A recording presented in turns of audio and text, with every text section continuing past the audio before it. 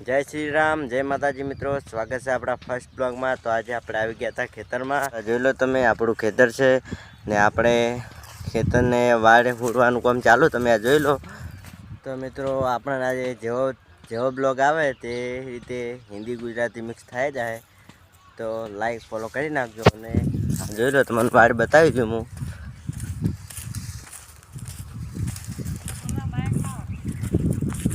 આપણે અમો વાબાના છે ઘઉં ને આ ક્ષેત્રમાં વાબાના છે બટાક, એટલા માટે આ ભાઈ વાડની સફાઈ કરે છે, જોઈ લો તમે।